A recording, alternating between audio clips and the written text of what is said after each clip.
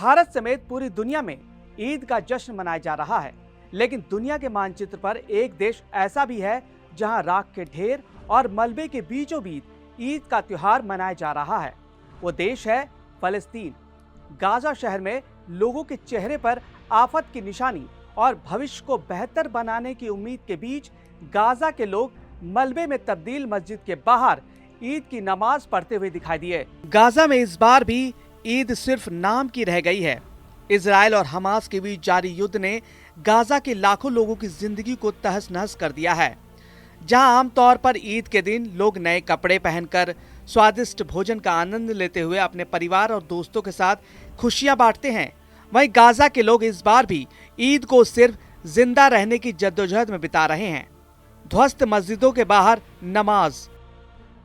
Gaza में युद्ध की वजह से हजारों इमारतें, मस्जिदें तबाह हो चुकी हैं। बावजूद इसके फलस्तीनी मुसलमानों ने ईद की नमाज अदा करने के लिए हिम्मत नहीं हारी। गाजा में इजराइल के ताबड़तोड़ हमले जारी हैं। ईद के बावजूद इजरायली सेना के हवाई हमले नहीं रुक रहे।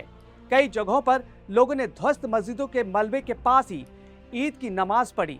गाजा के लिए दुख और बेबसी की ईद, जिसे इस्लाम में खुशी और भाईचारे का प्रतीक माना जाता है, गाजा के लोगों के लिए दुख और तकलीफ की घड़ी बन गई है। रमजान के पाक मौके पर जहां लोग रोजा रखकर अल्लाह की इबादत करते हैं और ईद के मौके पर सेलिब्रेट करते हैं, वहीं गाजा के लोग इस बार भूख, तबाही और अपनों को खोने के गम में डूबे हुए हैं। गाजा में भूखमरी और मानवीय संकट चरम पर है। इजरायली हमले के बीच गाजा में खाने पीने की चीजों की भारी किल्लत हो गई। युद्ध के चलते गाजा में खाद्य आपूर्ति बुरी तरह प्रभावित हुई है।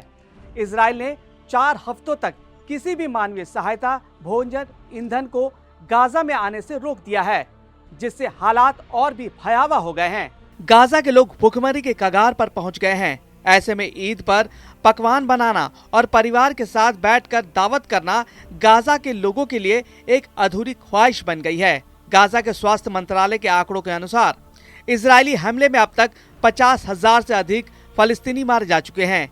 इजराइल और हमास युद्ध 7 अक्टूबर 2023 को तब शुरू हुआ था जब हमास ने इजराइल पर हमला किया, जिसमें 1200 से अधिक लोगों की मौत हुई और 251 लोगों को अगवा किया गया। इसके बावजूद इजराइल ने गाजा पर भीषण बमबारी की, जिसमें हजारों निर्दोष नागरिक मारे गए और गाजा पूरी तरह से तबाह हो गया।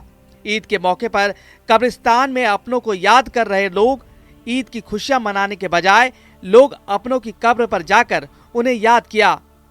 जब पूरी दुनिया में लोग अपने परिवार के साथ इस त्योहार का आनंद ले रहे थे, तब गाजा के लोग अपने खोए हुए परिजनों की याद में आंसू बहा रहे थे। अब सवाल यह है कि क्या गाजा में फिर से खुशियां लौटेगी?